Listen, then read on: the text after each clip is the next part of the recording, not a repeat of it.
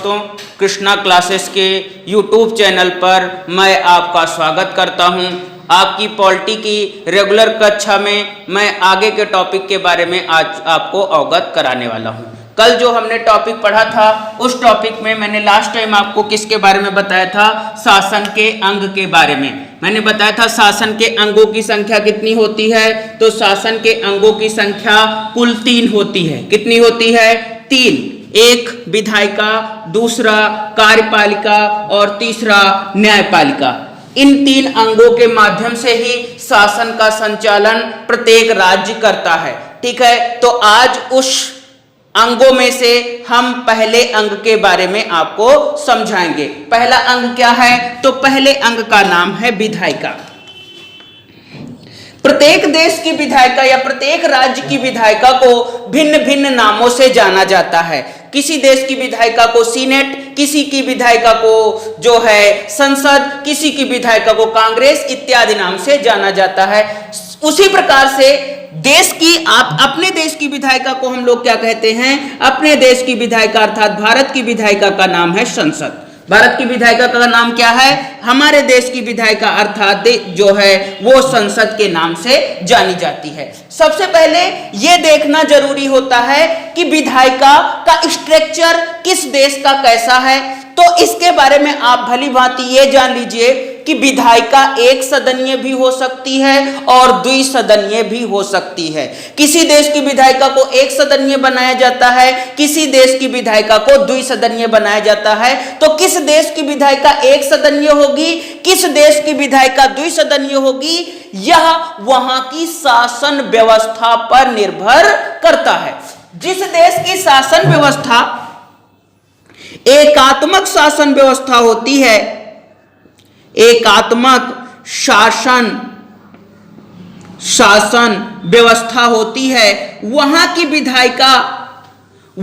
विधायिका एक सदनीय भी हो सकती है और 2 सदनीय भी हो सकती है। ठीक है, फिर से सुन लीजिए। जिस देश की विधायिका, जिस देश की शासन व्यवस्था एकात्मक शासन व्यवस्था पर आधारित होती है, वहां की विधायिका का ढांचा एक सदनीय भी हो सकता है और 2 सदनीय भी हो सकता है। किंतु जिस देश की शासन व्यवस्था संघात्मक शासन व्यवस्था पर आधारित होती है, संघात्मक शासन व्यवस्था पर आधारित होती है, संघात्मक शासन व्यवस्था पर आधारित होती है, वहां की विधायिका का द्विसदनीय होना अनिवार्य होता है। जिस देश की शासन व्यवस्था संघात्मक शासन व्यवस्था होती है, वहां की विधायिका का द्विसदनीय होना अनिवार्य होता है। और हमारे देश की शासन व्यवस्था कैसी है? तो हमारे देश की शासन व्यवस्था संघात्मक शासन व्यवस्था पर आधारित है, इसलिए हमारे देश की विधायिका का ढांचा कैसा है? द्विसदनीय है। और हमारे देश की शासन व्यवस्था में जो विधायिका का ढांचा द्विसदनीय बनाया गया है, उसके 2 सदन किन नामों से जाने जाते हैं? तो एक सदन को लोकसभा और दूसरे सदन को हम लोग राज्यसभा के नाम से जानते हैं। क्यों हमारे देश की विधायिका द्विसदनीय है? तो एग्जाम में अगर ऐसा कोई क्वेश्चन आएगा तो आंसर क्या करेंगे? संघात्मक शासन व्यवस्था करेंगे। ठीक है ना। अब बात ये आई कि दूसरा सदन क्यों बनाया गया, इसकी अनिवार्यता क्यों है? देखिए, जब संघात्मक शासन व्यवस्था होती है तो जो केंद्र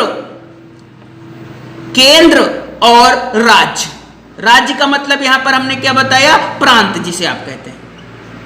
ठीक है ना। यहां राज्य का मतलब क्या है? प्रांत है। तो संघात्मक शासन व्यवस्था में केंद्र और प्रांतों के मध्य संविधान के तहत शक्तियों को अलग अलग बांट दिया जाता है। समझ में आई बात? संघात्मक शासन व्यवस्था में शक्तियों को संविधान के तहत केंद्र और राज्य के बीच आपस में बांट दिया जाता है। ठीक है ना। केंद्र की अपनी शक्तियां होती हैं और प्रांतों की अपनी शक्तियां होती हैं, और दोनों को अपने अपने विषय पर कानून बनाने का अधिकार होता है। ठीक है। तो जो है केंद्र सरकार, जिसकी विधायिका के ढांचे में कौन कौन है? लोकसभा, राज्यसभा, है, ठीक है। और उसके बाद जब राष्ट्रपति के पास वो हस्ताक्षर के लिए जाता है तो हस्ताक्षर के फलस्वरूप ही कानून बन पाता है, ठीक है। तो केंद्र सरकार कोई ऐसा कानून न बना पाए जिससे राज्य को जो अधिकार दिए गए हैं संविधान के तहत उनमें किसी प्रकार की कमी हो, इसलिए किसको बैठाया गया? राज्यसभा। राज्यसभा में किसके प्रतिनिधि होते हैं? तो सीधे किसके प्रतिनिधि होते हैं? राज्यों के, ठीक है। तो केंद्र सरकार कोई ऐसा कानून न बना पाए जिससे किसके अधिकारों का हनन हो? राज्यों का या प्रांतों का, इसलिए जो है राज्यसभा को बैठाया गया। कि अगर देखिए, क्योंकि जो है लोकसभा में बहुमत प्राप्त दल का नेता सरकार का संचालन करता है, जिसका बहुमत लोकसभा में होता है वो सरकार बनाता है। तो इसका मतलब केंद्र अपने कानून को शुरुआत करेगा या जो कोई कानून बनाना चाहेगा तो कहां से उसका प्रस्ताव ज्यादातर रखेगा? लोकसभा से ही रखता है, ठीक है ना। तो अगर केंद्र सरकार कोई ऐसा कानून बनाना चाहे जिससे राज्य को जो अधिकार दिए गए हैं उसमें किसी प्रकार की कमी आ रही हो तो ऐसा कानून लोकसभा से तो पारित हो जाएगा, किंतु राज्यसभा ऐसे कानूनों को पारित नहीं होने देगी।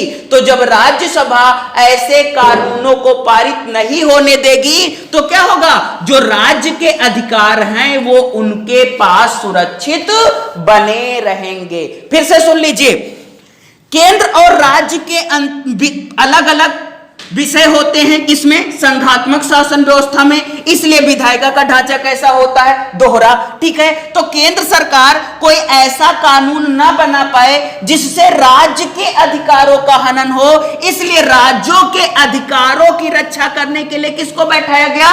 राज्यसभा को बैठाया गया, अर्थात दूसरा सदन राज्यों के अधिकारों की रक्षा करने के लिए बैठाया जाता है, ठीक है ना। तो लोकसभा से अगर कोई ऐसा कानून पारित हो गया जो राज्य के अधिकारों का हनन कर रहा है तो राज्यसभा ऐसे कानूनों को पारित नहीं होने देगी जिससे केंद्र के अधिकार अपने पास सुरक्षित रहते हैं और राज्यों के अधिकार अपने पास सुरक्षित रहते हैं, ठीक है। एकात्मक शासन व्यवस्था की क्या विशेषता होती है? एकात्मक जो शासन व्यवस्था होती है, एकात्मक शासन व्यवस्था जो होती है उसमें सभी के सभी अधिकार किसके पास होते हैं? सभी के सभी अधिकार जो हैं केंद्र के पास होते हैं। केंद्र के पास ही सारे अधिकार होते हैं, प्रांतों के पास कोई अधिकार नहीं होता। इसका मतलब यह हुआ कि जो कानून जो है केंद्र सरकार बना देगी वही संपूर्ण देश में क्या होता है? लागू होता है। इसलिए दूसरे सदन की आवश्यकता एकात्मक शासन व्यवस्था में नहीं होती है, ठीक है। इतना उम्मीद करते हैं आपको समझ में आया है। अब उसके बाद आगे का टॉपिक देखते हैं। हमने आपको बताया कि देश की शासन व्यवस्था कैसी है? संघात्मक शासन व्यवस्था है, संघात्मक शासन व्यवस्था है। और संघात्मक शासन व्यवस्था में मैंने क्या बताया? मूल विशेषता क्या है? संघात्मक शासन की मूल विशेषता है केंद्र और प्रांतों के बीच में, केंद्र और प्रांतों के बीच में, जिन्हें आप क्या कहते हैं? राज्य कहते हैं, उनके मध्य शक्तियों का विभाजन, ठीक है। तो इसका मतलब है कि जो संविधान है, जो देश का संविधान है वो क्या करता है? केंद्र और राज्यों को अपने अपने अधिकार देता है कि वो अपने अपने विषय पर कानूनों का निर्माण कर सके, ठीक है ना। तो इसलिए केंद्र की जो विधायिका है उसमें किसको किसको बैठाया गया? हमने बताया केंद्र की विधायिका में एक तो आपका क्या हो गया? लोकसभा, लोकसभा, दूसरा हो गया राज्यसभा, राज्यसभा, और तीसरा हो गया राष्ट्रपति, राष्ट्रपति, ठीक है। तो इन तीनों को जो केंद्र की विधायिका है उसे हमने अभी क्या बताया कि केंद्र जो अपने विषय पर कानून बनाएगा उसको हम लोग किस नाम से जानते हैं? उसकी विधायिका को हम लोग संसद के नाम से जानते हैं। इनमें तीन अंग जो हैं आपके लोकसभा, राज्यसभा और राष्ट्रपति हो गए। अब जो है प्रांतों के अपने विषय होंगे, प्रांत जो है अपने विषय पर कानून बनाने का अधिकार रखेगा, क्योंकि आपको पता है संविधान ने उनको अपने अलग अधिकार दिए हैं। तो प्रांत को जो कानून बनाने का अधिकार दिया गया है उसमें उनके जो प्रांतों की विधायिका है, प्रांतों की विधायिका को हम लोग क्या कहते हैं? विधान मंडल कहते हैं, क्या कहते हैं, प्रांतों की विधायिका को विधान मंडल कहते हैं। इसमें कौन कौन आता है, तो इसमें विधानसभा, दूसरा विधान परिषद और तीसरा राज्यपाल।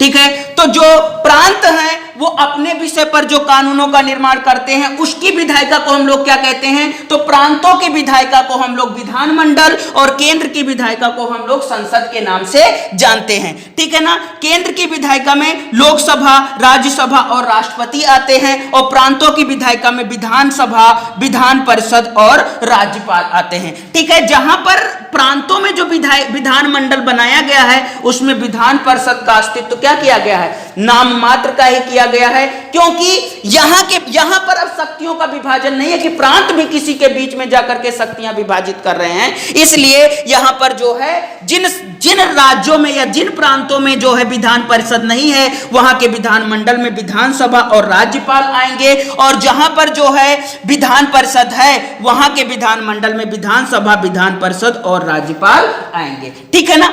अब देखिए आगे जो है संघात्मक शासन व्यवस्था के बारे में अब आप लोग अच्छे से समझ गए। अगर आपकी परीक्षा में यही क्वेश्चन सबसे ज्यादा पूछा जाता है कि भारत की शासन व्यवस्था कैसी है, तो भारत की शासन व्यवस्था संघात्मक शासन व्यवस्था है। इसमें क्या होता है, मूल ढांचा या संघात्मक शासन व्यवस्था की मूल विशेषता क्या होती है, तो आंसर क्या करेंगे, केंद्र और प्रांतों के बीच या केंद्र और राज्यों के बीच शक्तियों का विभाजन होता है। ठीक है ना।